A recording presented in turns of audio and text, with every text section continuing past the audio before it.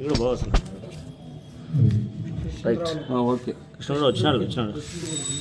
భగవద్ బంధువులరా, మనము ఇప్పుడు మార్గశిర మాసంలో ఉన్నాం. మార్గశిర మాసము అంటే భగవంతునికి ఇష్టమైనటువంటి మాసం. అందులో ఇప్పుడు డిసెంబర్ 16 నుంచి మనకు ధనుర్మాసం అనేటువంటిది వస్తున్నాము. ఆ ధనుర్మాసము అంటే విష్ణువు మాసం అన్నమాట. ఈ విష్ణువుకు చాలా ప్రీతికరమైనటువంటి మాసంలో మరి విష్ణువు అంశ అయినటువంటి భారతాన్ని మనము పారాయణం చేసుకుంటున్నాం. కాబట్టి మనకు భగవంతుడు ఇలాంటి గొప్ప అదృష్టాన్ని మనందరికీ ఇవ్వడం అనేటువంటి జరిగింది. ఈ వీధిలో ఎంతోమంది ఉన్నప్పటికీ కూడా మనల్ని సెలెక్ట్ చేసి ఈ విధంగా వినేటువంటి భాగ్యాన్ని కలిగించినారు.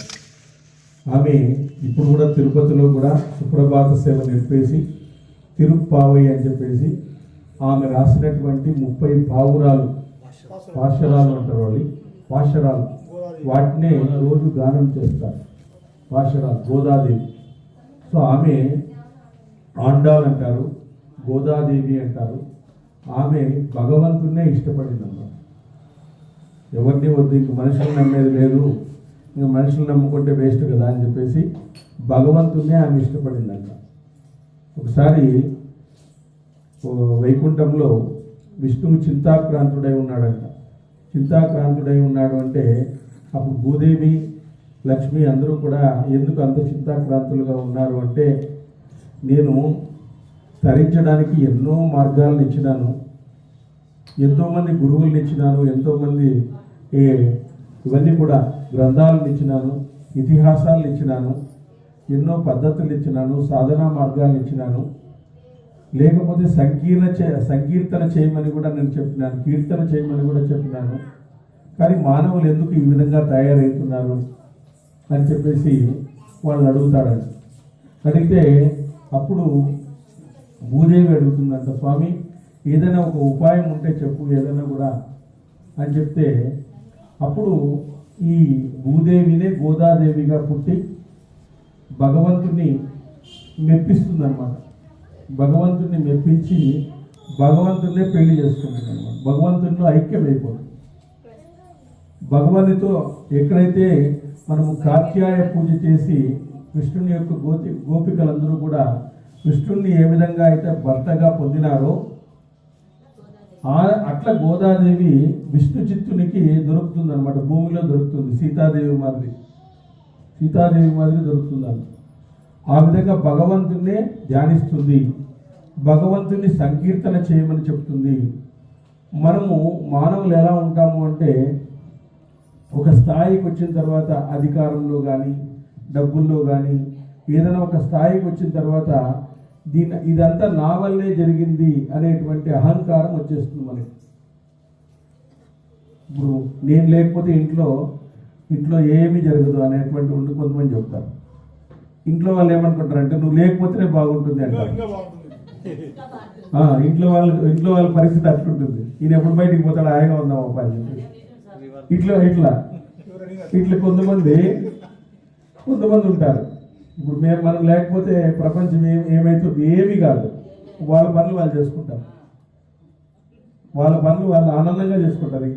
ఇంకా కొంతమంది హాయిగా ఈ దరిద్రం ఉంటారు కొంతమంది. అట్లా కూడా జరుగుతుంది ఒక్కొక్కసారి. అట్లయిపోయింది అనమాట. కాబట్టి ఇప్పుడు సంసారాల్లో ఆ విధంగా తయారైంది కూడా. ఒక అండర్స్టాండింగ్ లేదు, ఒక ముచ్చట లేదు, ఒకరు జోకులు వేసుకునేది లేదు, సీరియస్గా ఉంటారు ఇద్దరు. సీరియస్గా ఉంటే మనం సెల్ ఫోన్లో జోకులు చూసుకుంటూ కూర్చోంటాం లాస్ట్. కాబట్టి ఆ విధంగా అన్యోన్యత లేదు, అభిమానం లేదు, అనుబంధం లేదు. భార్యాభర్తల మధ్య అట్లాంటి అనుబంధము, అన్యోన్యత, ఆప్యాయత ఏమీ లేకుండా పోతే మరి మంచి పిల్లలు ఎలా పుడతారు? ఇప్పుడు పాండురాజు కుంతీదేవి ఎన్ని అగసాట్లు పడినాడు పాపం వాడు. పాండురాజు కుంతీదేవి అగసాట్లు పడినారు. ఎంత ఆలోచించినారు వాళ్ళు. బ్రెయిన్ ట్రూమింగ్ అంటారు దీన్ని. ఎట్లా మనకు నేను చనిపోతే ఎట్లా అని ఆలోచించినాడు ఆయన. చనిపోతే ఎట్లా అని చెప్పేసి మామూలు వ్యక్తిని కనలేదు ఆమె. పెద్దవాడు ధర్మం ఉండాలా అని చెప్పేసి ధర్ముడు ద్వారా ధర్మరాజునే కన్నదనమాట.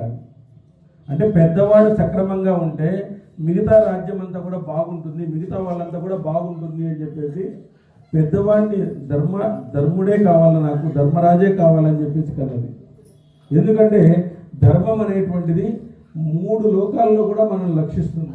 మనం ఏ లోకానికి వెళ్ళినా అది మనల్ని రక్షిస్తుంది. కలియుగంలో మనకు ఏదో ఒక బ్యాంక్ బ్యాలెన్స్ ఏమన్నా రక్షించొచ్చేమో, నీకు మిగతా ఎవరు రక్షించేవాళ్ళు లేరు. ఇప్పుడు డబ్బులు ఇచ్చినా చేసేవాళ్ళు లేరు, అట్లయిపోయినారు. డబ్బులు ఇచ్చినా కూడా సేవ చేసేవాళ్ళు లేరు. డబ్బులు ఇచ్చినా కూడా ఎవరు సేవ చేసేవాళ్ళు లేరు. కాబట్టి కానీ ధర్మం అనేది 3 లోకాల్లో రక్షించబడుతుంది. మనల్ని 3 లోకాల్లో కూడా ఎక్కడైనా పోండి మీరు, ఆ ధర్మం నిన్ను రక్షిస్తుంది. దానము ఇవన్నీ కూడా కొంత పుణ్యాన్ని నీకు ఇవ్వచ్చు, కానీ బేసిక్గా ధర్మం ఉందే, ఆ ధర్మము అనేటువంటిది నీకు రక్షించేస్తుంది. దాన్ని పట్టుకున్నటువంటి వాళ్ళు ఎవరు కూడా ఇంక తిరిగి రాని లోకాలకు వెళ్ళిపోతారు.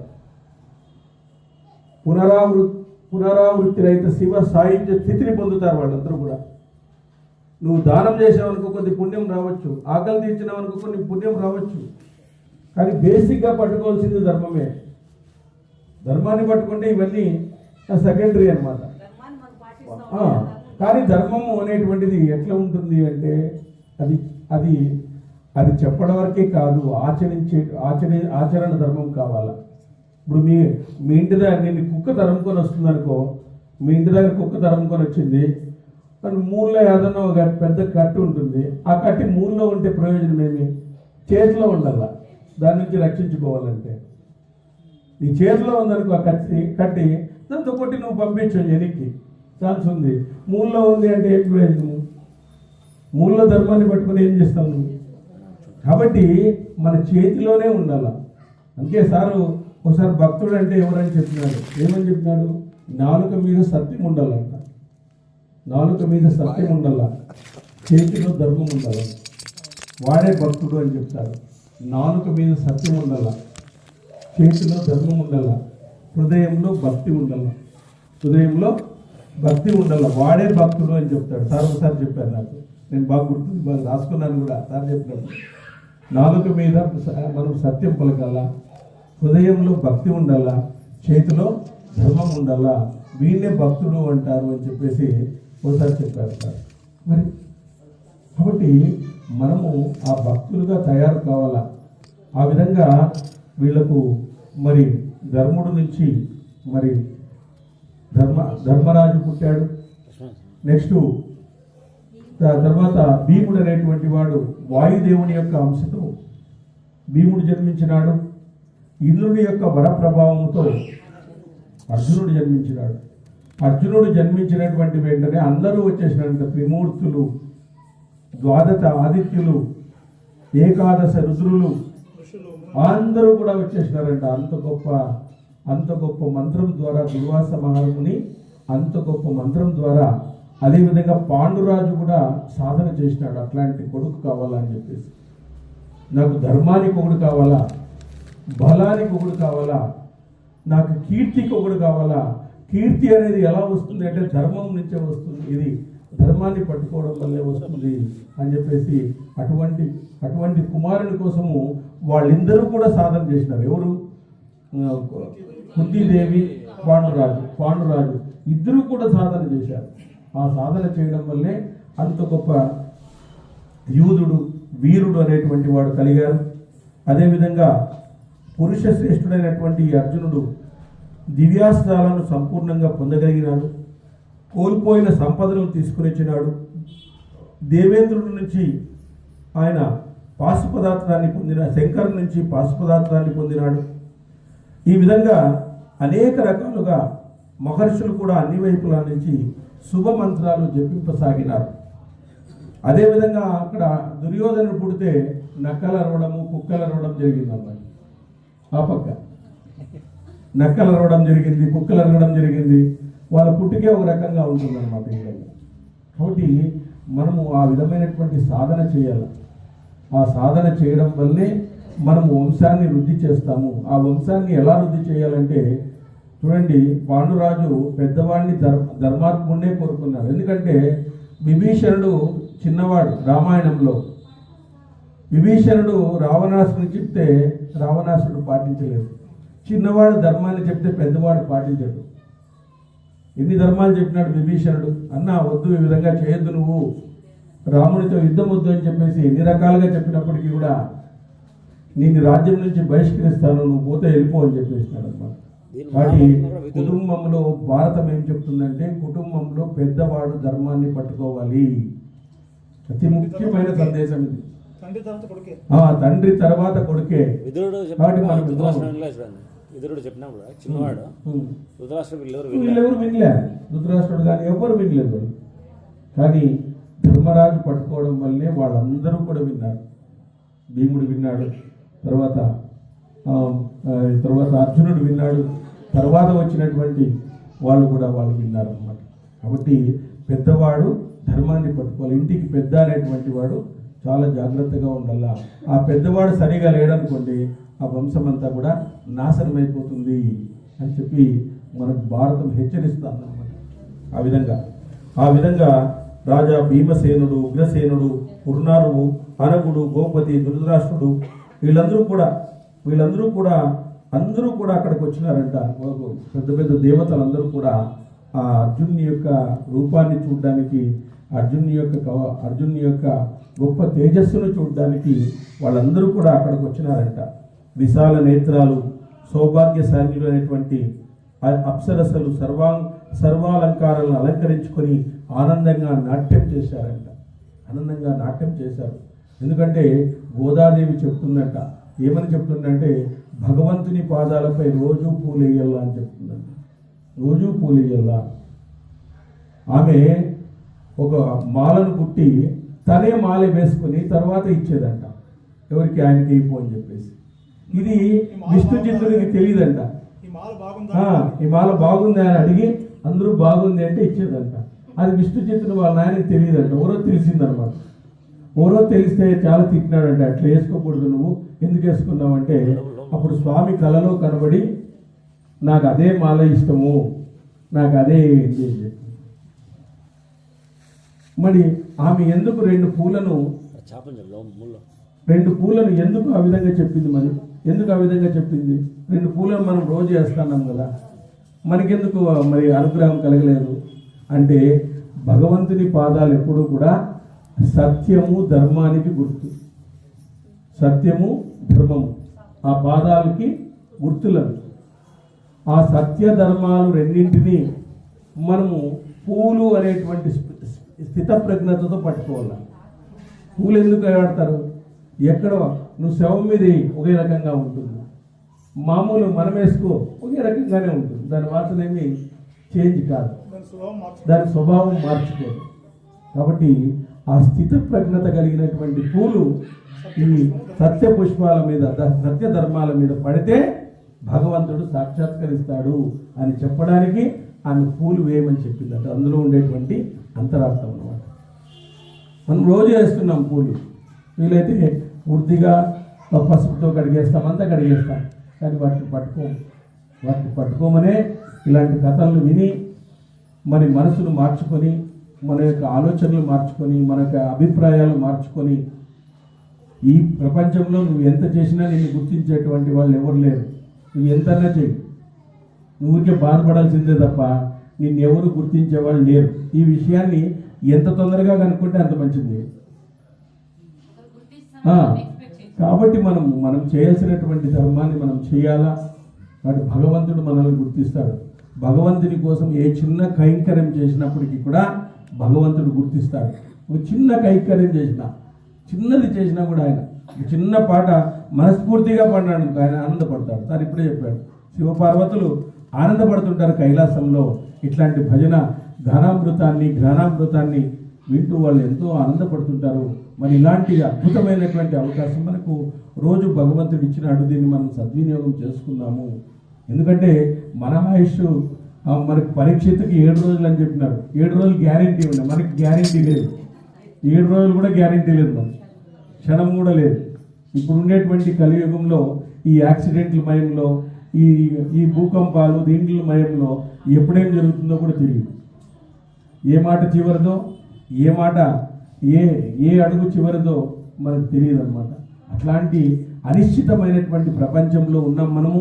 ఇలాంటి అనిశ్చితమైన ప్రపంచంలో కూడా ఇంకా మేము శాశ్వతంగా ఉంటాము, ఇంకా మేము ఏదో చేయాలా అనేటువంటిది చేయకూడదు. అది భ్రమ అవుతుంది. నువ్వు చేయాల్సింది భగవంతుడు నీతో చేయిస్తాడు. నువ్వు ఏం చేయాల్సిందో భగవంతుడు నీతో ఖచ్చితంగా చేయిస్తాడు. నువ్వేం వరీ కావద్దు. నీకు ఇష్టం లేకపోయినా కొన్ని పనులను చేయిస్తాడు, నీకు ఇష్టం లేకపోయినా చేయిస్తాడు ఆయన. కాబట్టి భగవంతుడి చేతిలో మనము ఉన్నట్లే. కాబట్టి భగవంతుడు చెప్పినట్లు మనం నడుచుకోవాలి అని చెప్పేసి ఇక్కడ మనకు చెప్తా ఉన్నారు. అనేక మంది ఇక్కడ మరి దేవగణాలన్నీ విమానాలపై, పర్వత శిఖరాలపై నిలిచినాయి.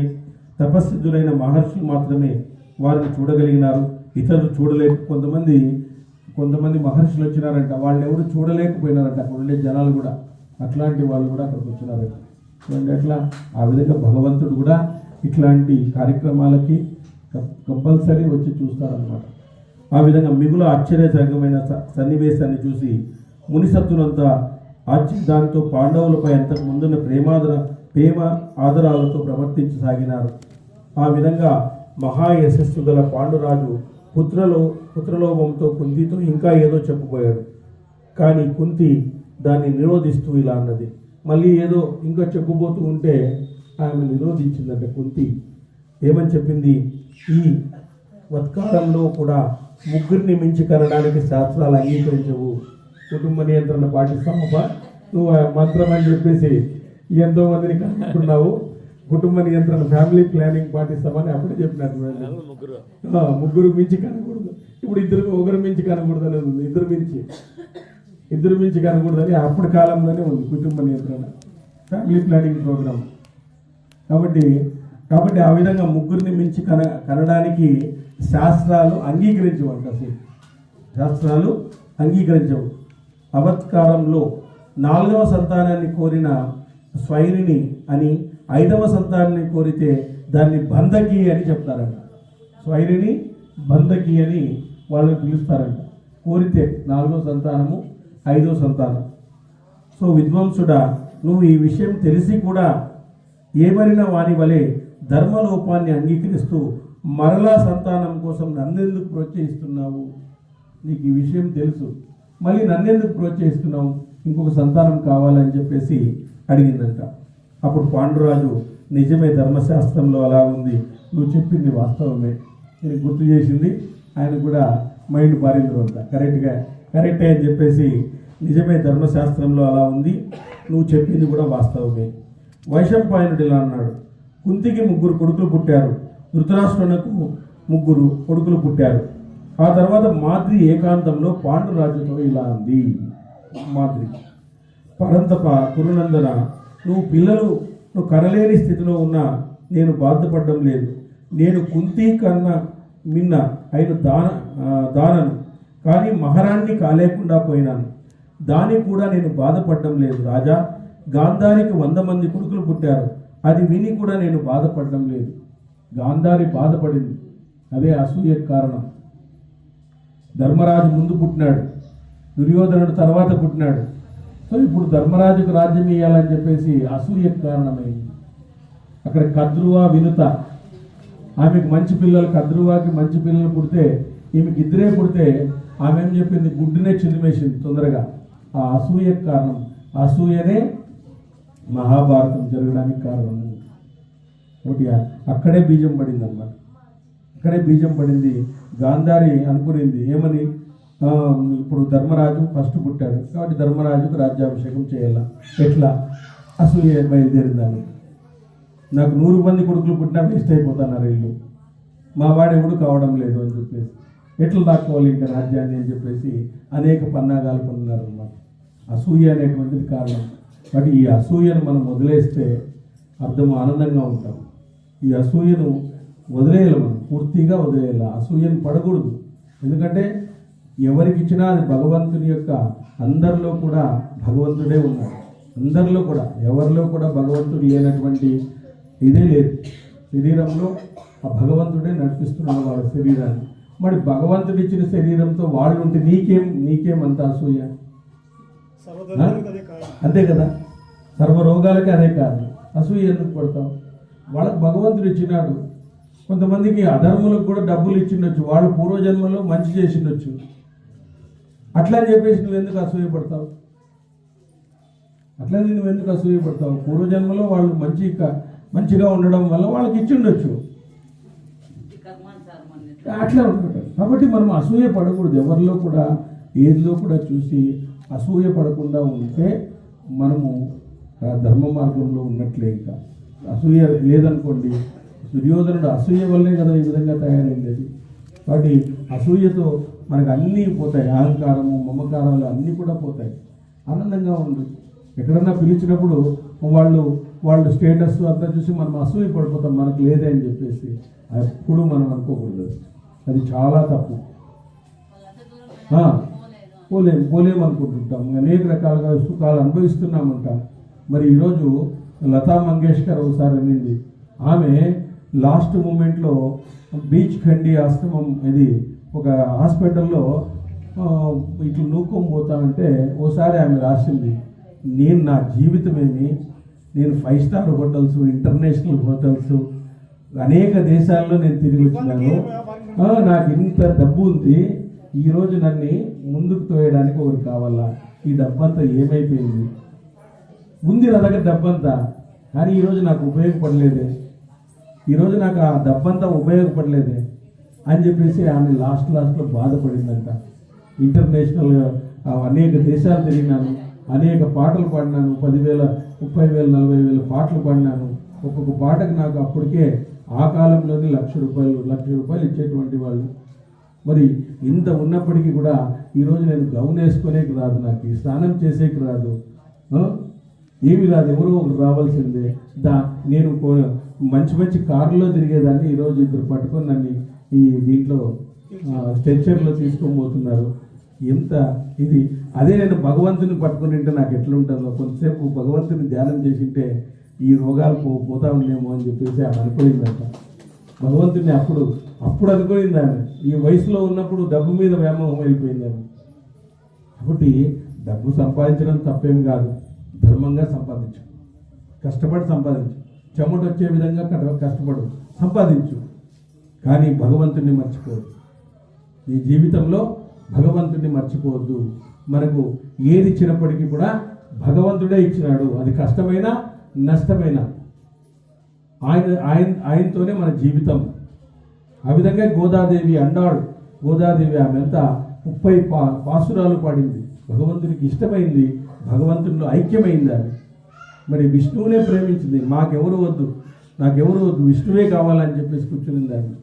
సో ఆ విధంగా భగవంతుడే ఆమె చేశాడు. మరి భగవంతుడు అంత యాక్సెస్ ఇస్తున్నాడు మనకు. కాబట్టి ఆ విధమైనటువంటి మనస్తత్వాన్ని మనము పదే చెప్పడం వల్లే ఇవన్నీ వస్తాయి. ఒకసారి చెప్తే రావని ఇట్లాంటి గ్రంథ పఠనం ద్వారా పదే చెప్పడం వల్ల రోజుకు మన సెల్ ఫోన్ ఛార్జింగ్ ఎక్కినట్లుగా మనకి ఎక్కుతూ ఉంటుంది, 2%, 4% అని ఆ విధంగా వస్తూ ఉంటుంది అన్నమాట. ఆ విధంగా సో కాబట్టి పరంతప కురునందన, నువ్వు పిల్లని కరలేని స్థితిలో ఉన్నా నేను బాధపడడం లేదు. నేను కుంతి కన్నకను మిన్నదాన్ని, మహారాణ్ణి కాలేకపోయాను, దానికి కూడా నేను బాధపడడం లేదు. రాజా గాంధారికి 100 మంది కొడుకులు పుట్టారు, అది విని కూడా నేను బాధపడలేదు. చూడండి, ఆమె చూడు బాధపడలేదు, అసూయ లేదు ఆమె. అయితే నన్ను బాగా బాధిస్తున్న విషయం ఏమిటంటే, నేను కుంతీదేవి పత్రులమైన నాకు సంతానం లేకపోవడం మాత్రం దుఃఖ కారణమవుతా ఉంది. కుంతికి పుట్టిన తర్వాత నాకు పుట్టలేదే అని నాకు కూడా బాధ అవుతా ఉంది. ఎందుకంటే మాతృత్వం అనేటువంటిది భార్యకు ఉండేటువంటి అత్యున్నతమైనటువంటి వరం. వాళ్ళ వంశాన్ని కాపాడేటువంటిది, వాళ్ళ వంశాన్ని ముందుకు తీసుకుపోయేది, వాళ్ళ వంశం ద్వారా ధర్మాన్ని వృద్ధి చేయించేది మాతృత్వమే. అట్లాంటి మాతృత్వం కావాలని ప్రతి తల్లి కూడా అనుకుంటుంది, దాంట్లో తప్పు అనేటువంటిది ఏమీ లేదు. కానీ పాండురాజుకు ఉండేటువంటి శాపం వలన ఈరోజు ఆ విధమైనటువంటి పరిస్థితి అక్కడ ఏర్పడింది. కాబట్టి నాకు సంతానం లేకపోవడం దుఃఖ కారణమవుతుంది. అదే భాగ్యవశాన నా భర్తకు కుంతి గర్భం నుంచి సంతతి కలిగింది. కుంతి దయదలిచి నాకు కూడా పిల్లలను కనే అవకాశం ఇస్తే నాకు ఎంతో మేలు చేసినట్లయితుంది. ఆ మీద మంత్రం నేర్చుకునింది కదా, ఆ మంత్రం నాకు కూడా ఉపదేశిస్తే నాకు కూడా పిల్లలు కలుగుతారేమో అనేటువంటి ఆశ ఆమెలో బయలుదేరింది అనమాట. నీకు కూడా హితకరమే అవుతుంది అని చెప్పేసి ఆ మాద్రి అంటుందండి. కుంతి నాకు సవతి కాబట్టి ఈ విషయాన్ని నేను ఆమెను అడగడానికి అభిమానం అడ్డొస్తుంది.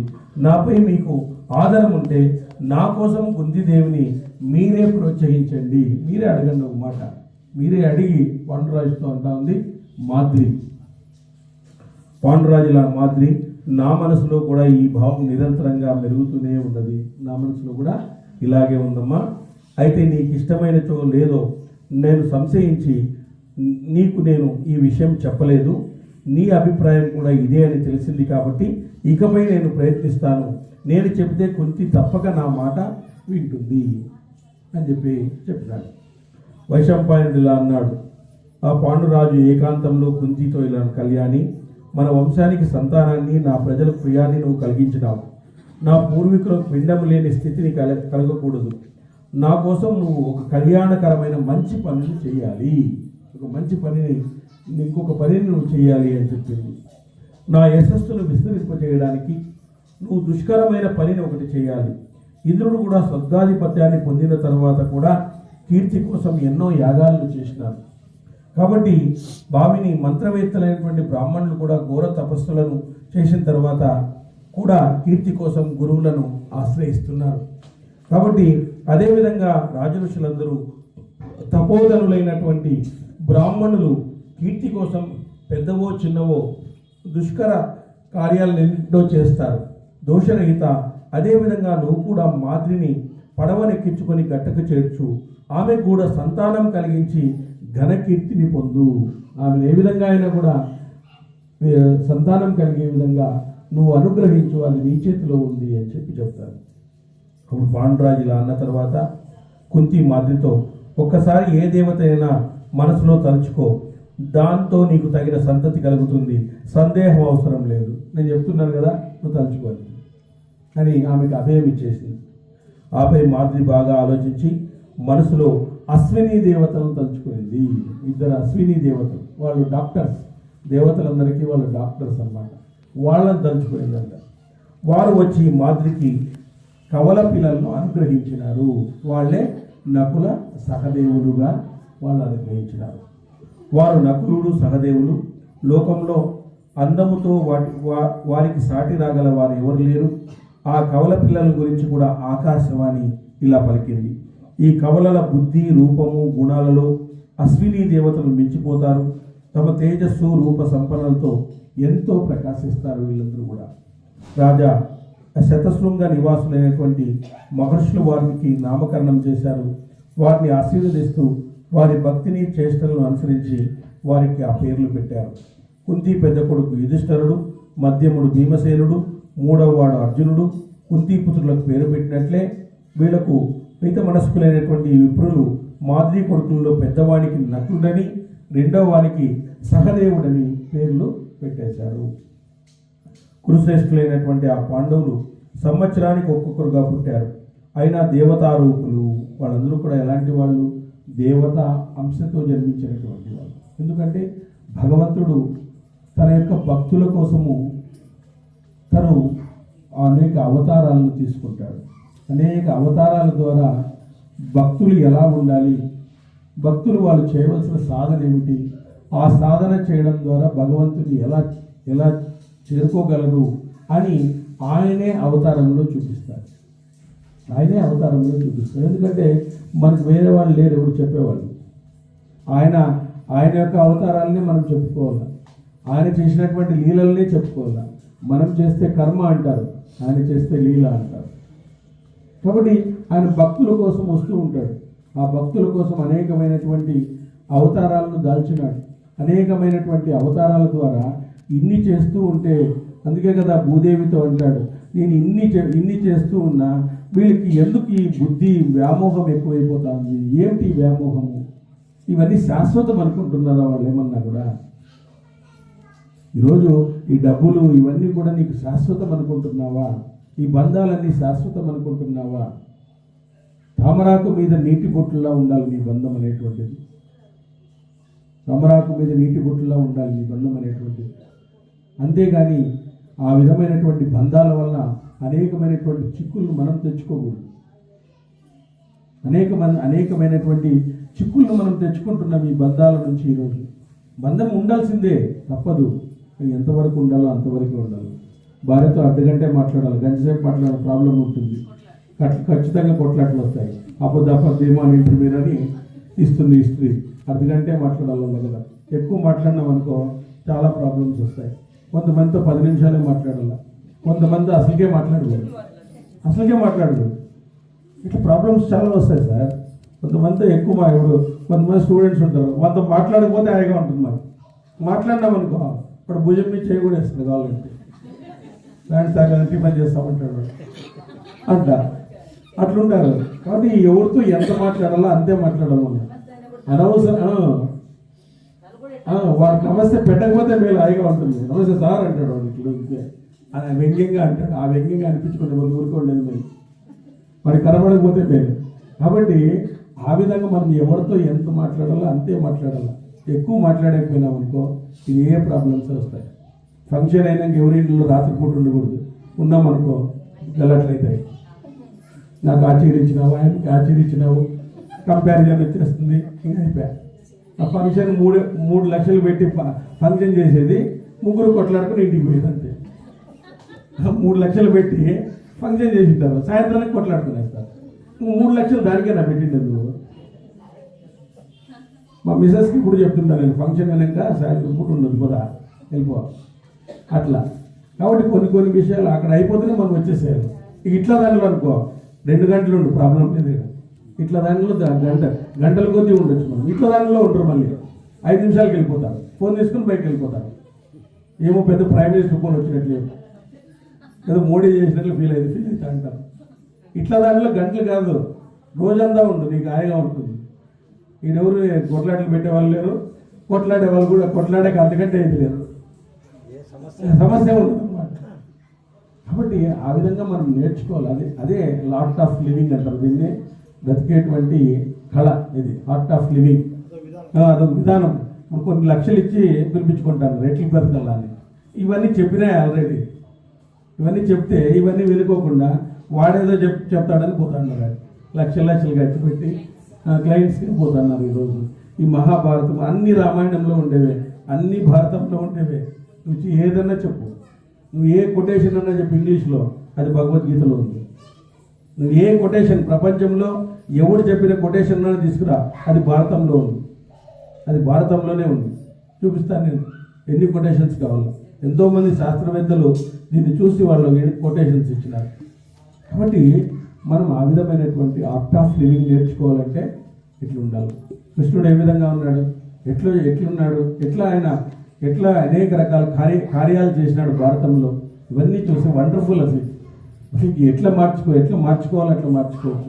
మన జీవన విధానాన్ని మార్చుకునేటువంటివి, మన జీవన శైలిని మార్చేస్తాయి, మన జీవన విధానాన్ని మార్చేస్తాయి, జీవితం పట్ల మన దృక్పథాన్ని కూడా మార్చేస్తాయి ఇవన్నీ కూడా. కాబట్టి అవన్నీ వినాలా, మనం వాటిని వినడానికి అలవాటు పడాలా. భగవాన్ మనము వినడానికి అలవాటు పడాలి. దీనికి ఇదే మనకు శరణ్యము, వేరే ఏమీ లేదు, వేరే ఏమీ అనేటువంటిది లేదు. ఎంత చిన్న వయసులో ఉంటే ఇంకా చాలా మంచిది. చిన్న పిల్లలు విన్నారనుకోండి గొప్ప యోధులు అయిపోతారు, వాళ్ళు గొప్ప నాయకులు అయిపోతారు. వాళ్ళు చిన్న పిల్లలు వింటే చిన్న టెండర్ ఏజ్లో వాళ్ళకి ఇట్లాంటి పడినాయనుకోండి ముద్రలు, వాళ్ళు గొప్పవాళ్ళు అయిపోతారు. ప్రహ్లాదుడు కాలేదా? తల్లి గర్భం నుంచే బయటకు వచ్చినాడు. తల్లి గర్భం నుంచే వచ్చేసి గొప్ప వాళ్ళ నాన్నే ఎదిరించేసినాడు. అట్లాంటి రాక్షసుని ఎదిరించినాడు, రాక్షస కులంలో పుట్టి. అవన్నీ ఎగ్జాంపుల్స్ మనకి. కాబట్టి ఈ విధంగా కురుశ్రేష్ఠుడైనటువంటి ఆ పాండవులు ఒక్కొక్కరుగా పుట్టారు. ఆయన దేవతారూపులు కాబట్టి 5 సంవత్సరాల వలె సమానంగా శోభించారు. ఒక్కొక్కరు ఒక్కొక్క సంవత్సరంలో పుట్టిన దివ్యత్వం వలన అందరూ 5 సంవత్సరాల పిల్లల వలె ఒక్కటిగానే కనిపించినారు. ప్రభావ మొదలగు 5 సంవత్సరాల వలె 5గురు భాషించారు. వాళ్ళందరూ ఒక్కొక్క సంవత్సరం గ్యాప్ పుట్టిన అందరూ ఒకే రకంగానే ఉన్నారంట. ఆ పాండవులంతా గొప్ప ధైర్యం, గొప్ప వీర్యం, గొప్ప బల పరాక్రమాలు, మహా తేజస్సులు, దివ్య తేజస్సులు అయినటువంటి ఆ కొడుకులను చూసి పాండురాజు ఎంతో ఆనందాన్ని పొందాడు. శతశృంగ నివాసులైనటువంటి మహర్షులకు, మునిపత్తులకు కూడా పాండవులు ఎంతో ముచ్చట గొలిపారు. ఆ తర్వాత పాండురాజు మరలా మాద్రికి సంతానాన్ని కలిగించాలని ప్రేరేపించాడు. రాజా ఏకాంతంలో పాండురాజు కుంతిని అడగగానే, రాజా, నేను ఒక్క బిడ్డను కనమని ఆమెను నియోగించాను, కానీ ఆమె ఇద్దరు పొందింది, నువ్వు నన్ను మోసగించినావు. నేను ఒక బిడ్డకే అనుమతి ఇచ్చిండేది, ఆమె 1+1 ఆఫర్ కోరింది, ఆటికి మోసపోయినాను నేను, ఇంక మళ్ళీ ఆ విషయాలు అడగొద్దు ఇంకా అని చెప్పేసి పాండురాజుని హెచ్చరించింది కుంతీదేవి. నాకు భయం కలుగుతా ఉంది, ఆమె నన్ను పరాభవించే అవకాశం ఉంది. అశ్విని దేవతలు ఇద్దరిని ఆహ్వానించడం వల్ల 2 కొడుకులు పొందగలనని నేను ఊహించలేకుండా పోయినాను. కాబట్టి మరలా నన్ను ఆ పనికై నియోగించవద్దు, నాకు ఆ వరం ఇవ్వు, నాకంతే చాలు, నాకు వరం మళ్ళీ ఆ పనికి నన్ను. ఈ విధంగా పాండురాజుకు 5 కొడుకులు అయ్యారు. వారు దేవతలు అనుగ్రహించి ఇచ్చిన మహాబలులు, కీర్తివంతులు, కురువంశవర్ధనులు, శుభలక్షణ సంపన్నులు, చంద్రులు అనే చూడముచ్చటగా ఉన్నారు. వారు సింహాల వలె పౌరుషం, కంఠం, గంభీర గమనం, మహాధనుర్ధారులు, దేవపరాక్రములు, మనుజశ్రేష్ఠులు, పవిత్ర హిమాలయంపై ఎదుగుతూ అక్కడ మహర్షులందరికీ కూడా ఆశ్చర్యాన్ని కలిగించినంత వాళ్ళు ఎదిగేటువంటి విధానము, వాళ్ళు సాధన చేసేటువంటి విధానము, వాళ్ళు ఉండేటువంటి విధానము, ఇవన్నీ కూడా మహర్షులకి ఆశ్చర్యాన్ని కలిగించినాయి. నిరక్షర పదభ్రష్టం మాత్రాహీనంతే భవే సత్సర్యం చమితా దేవ నారాయణ నమోస్తుతే. శ్రీ మహాలక్ష్మి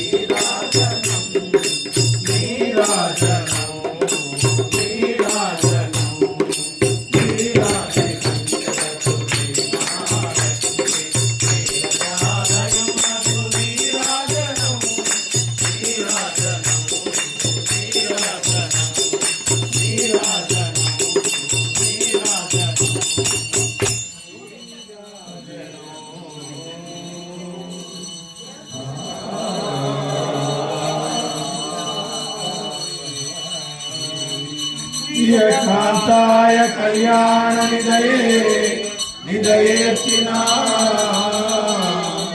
శ్రీ వెంకట నివాసాయ శ్రీనివాసాయ మంగళము నిత్యాయ నిరవధ్యాయ సత్యానంద శివాత్మనే సర్వాంతరాత్మనే శ్రీమద్ వెంకటేశాయ మంగళము మంగళము. ఈరోజు చాలా శుభప్రదమైన రోజు. మనకు రమేష్ వీళ్ళందరూ కూడా చిన్న వయసులోనే చూడండి, వాళ్ళు హాయిగా ఏదో వీడి రోడ్లో పానీపూరి తినుకుంటూ వెళ్ళిపోవచ్చు ఈరోజు. కానీ రోజు ఇక్కడికి వచ్చి భాగవతాన్ని శ్రద్ధగా పాపం వింటున్నారు. నేను ఇక్కడ అందరూ కూడా అట్లాంటి కృప కలగాలంటే మరి భగవంతుని యొక్క కృప కలగాలి. ఏదో విలాసాల్లో ఉండొచ్చు వాళ్ళు, అయినప్పటికీ కూడా అందరికీ భక్తులందరికీ కూడా వాళ్ళకు ప్రసాదాన్ని నివేదన చేయాలని, వాళ్ళ వివాహ మహోత్సవ సందర్భంగా వాళ్ళకి ఆయుష్ని ఐశ్వర్యాన్ని ఆరోగ్యాన్ని అమ్మవారు ఇవ్వాలని మన ఏటిగడ్డ బృందం తరఫున అందరూ కోరుకుంటున్నాం. సార్ ఎక్కువ బర్త్డే కాదు బర్త్డే అక్క వాళ్ళది బర్త్డే రోజు. 2 ఫంక్షన్స్ వచ్చిన డబుల్ 1+1 ఆఫర్ ఉన్నట్లు. జై శ్రీరామ్, జై శ్రీరామ్, జై శ్రీరామ్. గోవింద